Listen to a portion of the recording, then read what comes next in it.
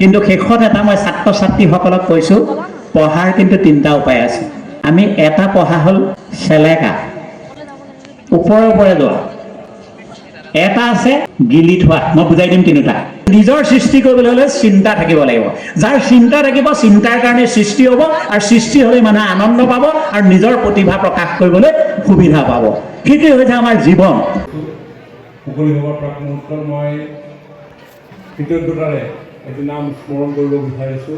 বিদ্যালয়ৰ সভাও যিমান, মই যোৰহাট গোলাঘাট পৰ্যন্ত মই বিদ্যালয়ৰ সভাটো যাওঁ, যিমানলৈকে হেল্থ এটা নাই। কিয় যাওঁ? মোৰ দায়িত্ব কেৱল ডিব্ৰুগড় বিশ্ববিদ্যালয়ৰ উপাচাৰ্য হৈ তাৰ কেম্পাছত নহয়, কিবা এটা দায়িত্ব আছে মোৰ। মই সেইটো অনুভৱ কৰিছোঁ, যি পাৰিছোঁ। কাৰণ এই নলেজটো শ্বেয়াৰ কৰিব লাগে। দুটা কথাই যদি কাৰোবাৰ সহায় কৰে, সেই সহায়টো কৰিব লাগে। আৰু এই গোটেই সভাখনত মই এতিয়া কথা কৈ আছোঁ, হয় নহয়? এটা শব্দই সহায় কৰিলেও কি হ'ব? মোৰ মনটো ভাল লাগিব। আকৌ মই মহাপুৰুষ শ্ৰীমন্ত শংকৰদেৱলৈ গ'লোঁ। আমি ৰাতিপুৱা কোনোবাই আহি পেলাই শুই উঠি কি কৰে? ব্ৰাহ্মণসকলে কি কৰে? জবা কুচুমং শংকাচং কাশ্যপ পেয় মহাদুতিম ধান্তাৰিং সৰ্বপাপন্ন প্ৰণতু শ্ৰী দিবাকৰ। আমি বৈষ্ণৱসকলে কি কৰোঁ?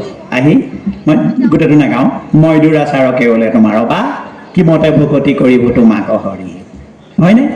কিয় গাওঁ? এই যে মোৰ মনটো তৃপ্তি লাগিব এটা শব্দই সহায় কৰিলে বুলি ক'লোঁ, সেই তৃপ্তিৰ লগত গোটেই বিজ্ঞান জড়িত হৈ আছে। কেনেকৈ তৃপ্তিটো লাগে? আজি যদি আপুনি ভাল পোৱা কাম এটা ৰাতিপুৱা গধূলি কৰে, যি ভাল পাব লাগিব, সেইকাৰণে নাস্তিকসকলৰ কোনো দিগদাৰ নাই। কাৰণ নাস্তিকসকলেতো ভালেই নাপায়, কিন্তু তেওঁলোকৰ নাস্তিকতাটোও আকৌ এটা হেৰি, সেইটো বিশ্বাসে। বিশ্বাস নোহোৱাকৈ কোনো থাকিব নাই। তেওঁলোকে বিশ্বাস নকৰোঁ বুলি ক'লে যে এইটোও বিশ্বাস। তেওঁলোকে ভাবি চাবচোন কথাটো ভালকৈ, সেইটোতো তেওঁলোকে বিশ্বাসেই কৰিলে। সেইখিনি কথাক বিশ্বাস নকৰোঁ, তাৰমানে সেইটো বিশ্বাস কৰিছে, তেওঁলোকে বিশ্বাস নকৰাটো কৰিছে। গতিকে তেওঁলোকো নাস্তিক নহয়, আচলতে তেওঁলোকো আস্তিকেই। আৰু যিসকল নাস্তিক বুলি কোৱা হয়, সেইসকলে আচলতে ভগৱানে যিখিনি কাম কৰিবলৈ কয় সেইখিনিকে কৰি থাকে, একেটাই কৰে, বেকাকৈ কৰে তেওঁলোকে। এতিয়া এই যে কি লাভ হয় আমাৰ, চাব, আমাৰ ল'ৰা ছোৱালীখিনিয়ে শুনিব, আমাৰ মগজত দুটা পদাৰ্থ আছে, সেইটো ৰক্তৰ লগত সম্বন্ধ, তেজৰ লগত। এটা হ'ল লেক্টেট আৰু আলটোক কয় আলফা ৰিডম, আলফা লয়, ULFA নহয় দেই, আলফা গ্ৰীক লেটাৰটো। এই আলফা লয় আৰু আলফা ৰিডম, আমাৰ ইংৰাজীত আলফা ৰিডম, আৰু ইটো হ'ল লেক্টেট। মগজত যিমানে লেক্টেটৰ পৰিমাণ বাঢ়ি যায় সিমানে সি অমংগলজনক। মানুহৰ কলেষ্ট্ৰল যেতিয়াই বাঢ়ি যায় তেতিয়া লেক্টেটটো মূৰত বাঢ়ি যায়, বাঢ়ি যোৱাৰ কাৰণে ষ্ট্ৰ'ক হয় কেতিয়াবা। গতিকে এই লেক্টেটটো বৰ মাৰাত্মক বস্তু, আৰু লেক্টেট কমোৱাৰ এটা থেৰাপি হ'ল আপুনি ভাল লগা কাম কৰা। মোৰ এতিয়া লেক্টেট কমিছে, মই কথা কৈ আছোঁ, আপোনালোকে শুনি আছে, এতিয়ালৈকে অন্ততঃ কোনেও টোপনি হোৱা নাই, গতিকে মোৰ ভাল লাগি আছে। সেইটো কাৰণে মোৰ কি হৈছে, লেক্টেটৰ পৰিমাণটো কমি গৈ আছে। সেই টোপনিয়াক লৈ এটা কথা এটা কওঁ, সভা সমিতি আৰু মানুহে জীৱনটো এনজয় কৰিব লাগে। এই ৰ'ব, এইটো শেষ কৰি লওঁ। লেক্টেটৰ পৰিমাণটো কমি যায় আৰু কি হয়, আলফা লয়ৰ পৰিমাণটো বাঢ়ি যায়। যিমানে আলফা লয়ৰ পৰিমাণ বাঢ়ে, যিমানে লেক্টেটৰ পৰিমাণ কমে, মগজুৱে ভাৰসাম্য ৰক্ষা কৰে, ব্লাড চাৰ্কুলেশ্যন বেলেঞ্চ হয়, pressure everything, sugar everything normal ষ্টেজত আহে। মই কোৱা কথা নহয়, 1971 চনতেই আমেৰিকাৰ এখন বিশ্ববিদ্যালয়ত দুজন গৱেষকে, ৱালিছ আৰু ইজনৰ নামটো মই পাহৰিছোঁ, দুজন বিখ্যাত গৱেষকে কৰা এইটো কামৰ ভিত্তিত, আৰু তাৰ তথ্য লৈছিল কিন্তু আমাৰ উত্তৰ পূৰ্বাঞ্চলৰ পৰা। সেইখন গৱেষণা পত্ৰ আছে, বহুত ভাল মেগাজিনত হৈছে। তথ্যখিনি লৈছে কলিকতাত বহুত পূজা পাতল কৰে মানুহে, এইবোৰ বিশ্বাস কৰে, সেইবিলাক কাৰণে। গতিকে এই যে ভাল লগা, সেই ভাল লগাটোৰো এটা বিজ্ঞানসন্মত কিন্তু চবৰে ব্যাখ্যা আছে। এই শংকৰদেৱৰ সৃষ্টিটোৰ কথা লৈ মই কৈ আছোঁ, আৰু অৰ্থনীতিৰ কথাও আছে কিছুমান তাত। এতিয়া ট্ৰেন্সফাৰৰ কথাটো ক'লোঁ, তাৰ পাছত শেষত এটা কথা হ'ল, আমাৰ উচ্চ শিক্ষাৰ বা শিক্ষা ব্যৱস্থাৰ উদ্দেশ্য হ'ল ওৱান চেল্ফ এণ্ড ছ'চাইটি, নিজৰ লগতে সমাজৰ চিন্তা কৰিব লাগিব। সমাজৰ চিন্তা কৰিবলৈ বুলিলে আকৌ দুটা শব্দ আহে, এটা শব্দই আনটো শব্দক টানি আনে। সদায় ভাবি ল'ব লাগে যে মোৰ এটা ছ'চিয়েল ৰেছপনচিবিলিটি আছে। মই কেৱল বিধায়ক নহয়, মই কেৱল মন্ত্ৰী নহয়, মই কেৱল উপাচাৰ্য নহয়, মই উপাচাৰ্য হৈ এটা ডাঙৰ সন্মান লৈ এখন চকীত বহি থাকি মোৰ 5 বছৰ কাম কৰাটোৱেই মোৰ দায়িত্ব নহয়, মোৰ সমাজৰ প্ৰতি এটা দায়বদ্ধতা আছে, ছ'চিয়েল ৰেছপনচিবিলিটি। আৰু সমাজৰ প্ৰতি দায়বদ্ধতা থাকিলেই ইটো হ'ল ছ'চিয়েল ৰিলেশ্যনশ্বিপ। আজিৰ এই সভাখনৰ, এই বিদ্যালয়খনৰ, এই অনুষ্ঠানটোত এইটোতো ডাঙৰ কথা, মই ক'তো দেখা নাই। এজন কেবিনেট মন্ত্ৰী ইয়াৰ যিখন উদযাপন সমিতিৰ সভাপতি, তেখেতক এটা ডাঙৰ হাত চাপৰি দিব লাগে, লাগে নাই? কাৰণ কোনজন মন্ত্ৰীয়ে এনেকুৱা এখন ভেঞ্চাৰ কলেজ বুলি কৈছোঁ মই, তাত সভাপতিত্ব হৈ কলেজখনক হাতত ৰাখিছে। কিয় ৰাখিছে? কলেজখনৰ ভৱিষ্যত উন্নতিৰ চিন্তা কৰিছে। সেইটো হ'ল সামাজিক ৰেছপনচিবিলিটি, সামাজিক দায়িত্ব তেখেতৰ। মই উদাহৰণে দিছোঁ, মই উদাহৰণ ইয়াত নথকা মানুহে নিদিওঁ বুলি কৈছোঁ। সেই যে সামাজিক দায়িত্ব এটা পালন কৰি আছে, তাৰ কাৰণে তেখেতৰ কি হৈছে? সামাজিক সম্বন্ধ বাঢ়ি গৈছে। ময়ে ক'ম নহয় 10 জেগাত তেখেতৰ সামাজিক সম্বন্ধ বাঢ়ি গ'ল। আৰু সামাজিক সম্বন্ধ বঢ়াৰ লগে লগে সেই মানুহজনে এটা সময় আহিব যিটো সময়ত তেওঁ অকলশৰীয়া অনুভৱ নকৰে। এইবোৰ শিক্ষাৰ কথা কয়, অকলশৰীয়া অনুভৱ তেওঁ নকৰে। আজি মই বিশ্ববিদ্যালয়তে বহুত শিক্ষক দেখিছোঁ যিসকলে কোনো সামাজিক সম্বন্ধ নকৰিলে ৰিটায়াৰমেণ্টৰ পিছত মানুহ বিচাৰি তেওঁলোকে হাবাথুৰি খাব লগা হৈছে। এনেকুৱা ব্যক্তিও দেখিছোঁ ধৰি ধৰি নিব লাগে। যেনে মই উদাহৰণ দিওঁ, ডক্টৰ নগেন শইকীয়া ছাৰ, ইটো পক্ষ উদাহৰণ দিব নাপায়, গতিকে ডক্টৰ নগেন শইকীয়া ছাৰ ধৰি নিব লাগে এতিয়া বৰ্তমান অৱস্থাত। কিন্তু ভাষণো দি আছে তেওঁ তেনেকেই, কিন্তু ছাৰৰ বিধ মানুহৰ অভাৱ নাই। কাৰণ তেওঁ আগতে এটা সামাজিক দায়বদ্ধতা ৰাখি থৈ গৈছে, আৰু সেইকাৰণে তেওঁৰ সামাজিক সম্বন্ধ আজিও শেষ হৈ যোৱা নাই, আৰু মৃত্যুৰ আগমুহূৰ্তলৈকে তেখেতৰ শেষ নহয়। গতিকে যিমানেই নহওক, কৈ গৈ থাকিলে দীঘলীয়া গৈ থাকিব। কাৰণ উপাচাৰ্যৰ আগতে মইতো এজন শিক্ষক, প্ৰবাদ আছে যে শিক্ষকে যেতিয়া ৰিটায়াৰমেণ্টলৈ গৈ থাকে কথা বাঢ়ি বাঢ়ি গৈ থাকে, আৰু বহুত গোট খাই যায় যে মূৰত, আৰু ছাত্ৰ ছাত্ৰীসকলে দেখিলে পাৰিলে ৰাস্তাটো সলাই যায়, বোলে পথ সলনি কৰে।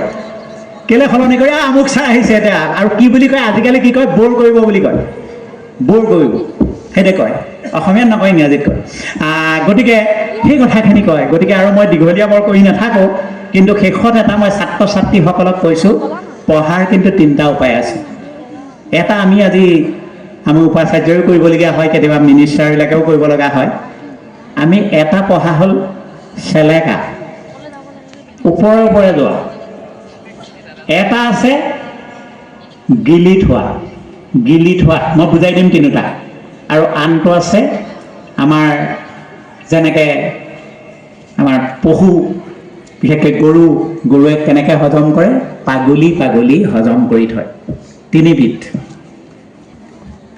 এই প্ৰথমবিধ চেলেকাটো কেনেকুৱা? সেই ৰাতিপুৱা যে আমি বাতৰি কাকতখন লৈ হেড নিউজকেইটা চাই পেলাই থৈ দিওঁ লাগে, কেতিয়াবা তাৰে এটা ভাল বাতৰি পালে পঢ়ি থওঁ, মোৰ কথা লিখিছে নেকি চাওঁ, চাই পেলাই সেইটো গোটেইটো পঢ়োঁ, বাকীখিনি নপঢ়োঁ। সেইটো হ'ল চেলেকা।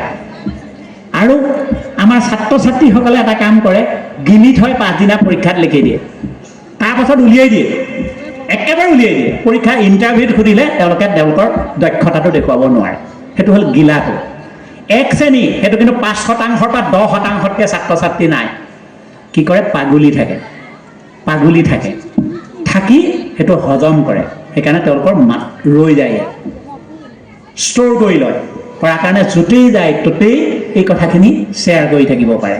আমি যে এতিয়া সভাত শ্বেয়াৰ কৰি আছোঁ, সেইখিনি ক'ৰবাৰ সভাৰ পৰা বুটলি আনিয়ে শ্বেয়াৰ কৰিছোঁ। কোনো মোৰ নিজৰ সৃষ্টি আছে, সৃষ্টি নিজৰটো বৰ সহজ নহয়, কিন্তু নিজৰ সৃষ্টি কৰিবলৈ হ'লে চিন্তা থাকিব লাগিব। যাৰ চিন্তা থাকিব, চিন্তাৰ কাৰণে সৃষ্টি হ'ব, আৰু সৃষ্টি হ'লে মানুহে আনন্দ পাব আৰু নিজৰ প্ৰতিভা প্ৰকাশ কৰিবলৈ সুবিধা পাব। সেইটোৱে হৈছে আমাৰ জীৱন। গতিকে মই পুনৰবাৰ আমাৰ এই মহাবিদ্যালয়ৰ পৰিচালনা সমিতিৰ ইয়াৰ যিজন সভাপতি নিশ্চয় আছে, পৰিচালনা সমিতিৰ সভাপতি প্ৰমুখ্যে এই মহাবিদ্যালয়খনৰ পৰিচালনাত জড়িত হৈ থকা ব্যক্তিসকল, উদযাপন সমিতিৰ সভাপতি মাননীয় মন্ত্ৰী মহোদয় প্ৰমুখ্যে এই শিক্ষক শিক্ষয়িত্ৰী ছাত্ৰ ছাত্ৰী সকলো যিসকলে এই অনুষ্ঠানৰ লগত জড়িত। মই গাঁও অঞ্চলৰ অনুষ্ঠানত আহিলে ভাল পাওঁ। মোৰ ঘৰ কুহুমজুগিনীয়া গাঁও, যোৰহাটত। মই এতিয়াও ঘৰতেই, গাঁৱতেই মই আকৌ শেষত যাম বিশ্ববিদ্যালয়ত চাকৰি শেষ হোৱাৰ পিছত। গতিকে মই আচলতে গাঁৱৰ অনুষ্ঠানলৈ মাতিলে দৌৰি আহোঁ। গতিকে মই খুব ভাল পালোঁ আজি এই সভাখনত উপস্থিত থাকি। কালি যিটো বেয়া পালোঁ, আজি সেইটো মই কম্পেনচেট কৰিবলৈ মই সুবিধা পালোঁ। ধন্যবাদ। ধন্যবাদ আমাৰ আটাইৰে শ্ৰদ্ধাৰ উপাচাৰ্য জিতেন হাজৰিকাদেৱ। তেখেতে খুব সুন্দৰকৈ তেখেতৰ বক্তব্য, মুখ্য অতিথিৰ বক্তব্য ৰাখিলে। মই ছাত্ৰ ছাত্ৰীসকলক সুধিছোঁ, 1 মিনিট ৰৈ দিয়াচোন, তোমালোকে য'তে আছা থিয় হৈ থকা কেইজনী বহি দিয়া, মিটিংখন আমি শেষ কৰিম আৰু। ছাৰে যে যিমানখিনি কথা ক'লে, কাৰ কেইটা মনত থাকিলে বাৰু?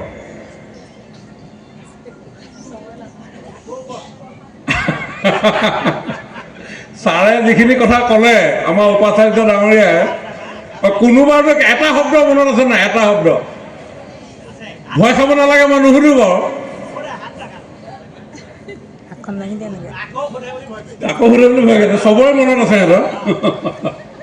নহ'লে তেওঁলোকক আমি যেনেকৈ আহ্বান জনালোঁ এই মিটিঙৰ শেষলৈকে বহি থকা বুলি, আজি সকলো ছাত্ৰ ছাত্ৰী বহি আছে। গতিকে সকলো বহি থকা সকলে আমাৰ আহ্বানটো ৰক্ষা কৰি জ্যেষ্ঠসকলৰ প্ৰতি সন্মান জনাই যে সকলো যে শেষলৈকে বহিছে আৰু অকণমান আছে, গতিকে সকলোৱে নিজৰ কাৰণে এটা হাত চাপৰি বজাই ল'ব লাগে। আৰু দীঘলকৈ অকণমান হাত চাপৰিটো বজাবলৈ কৈছে নহয়।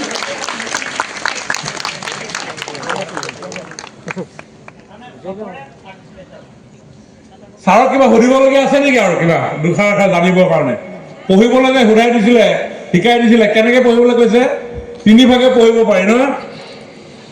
কি বুলি প্ৰথম ভাগটো কি বুলি কৈছিলে? এটা মনত আছে, এটা মনত আছে। আচ্ছা, ছেকেণ্ডটো কি আছিলে? মনত আছেতো আপোনাৰ ভাগন। আৰু 3 নম্বৰটো পাগলী থকা। গতিকে এতিয়া আমি কোনটো কৰিব লাগিব? স্মাৰ্ট হ'ব লাগিব নালাগে? স্মাৰ্ট কেনেকৈ হ'ব লাগিব? হাত চাপৰি বজাই দিয়া, হাত চাপৰি আকৌ এবাৰ।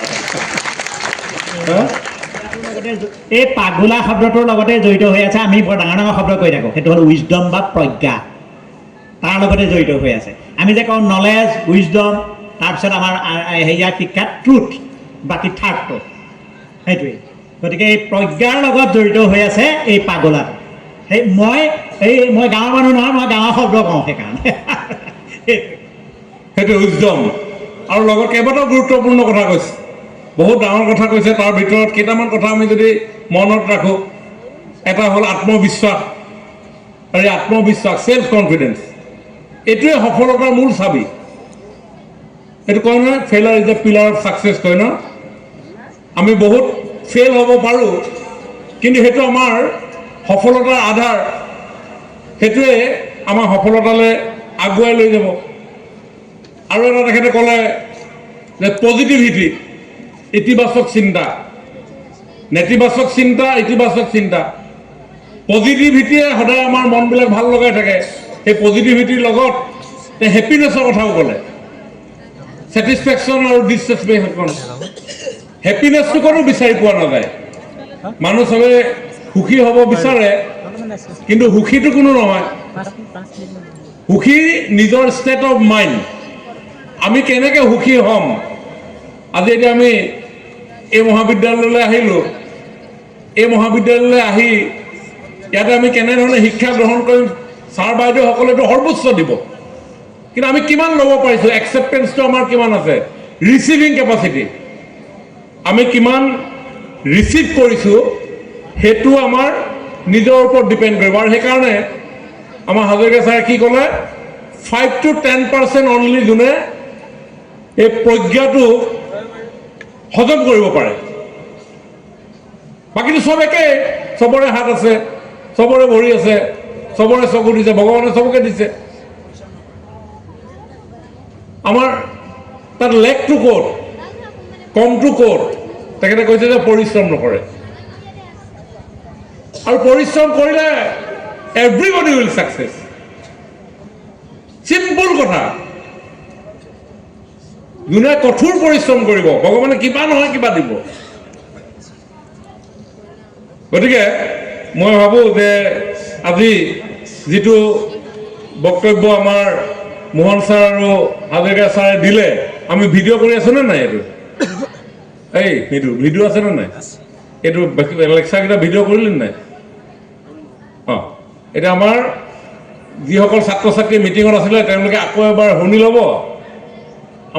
আমাৰতো আছে ন কিবা কলেজৰ কিবা আছে নাই, ফেচবুক আছে ন, দুটা ভাষণ তাতে আপলোড কৰি দিয়ে, তাতে বাকী ছাত্ৰ ছাত্ৰীসকলেও শুনে আৰু বাহিৰৰ ৰাইজেও যাতে আজি ৰাজগড় মহাবিদ্যালয়ৰ এই সোণালী জয়ন্তীৰ মূল বক্তব্যটো শুনি মই ভাবোঁ সকলো লাভান্বিত হ'ব। যিয়ে নহওক ইয়াৰ পিছতে মই হাজৰিকা ডাঙৰীয়াক মই ধন্যবাদ জনাইছোঁ।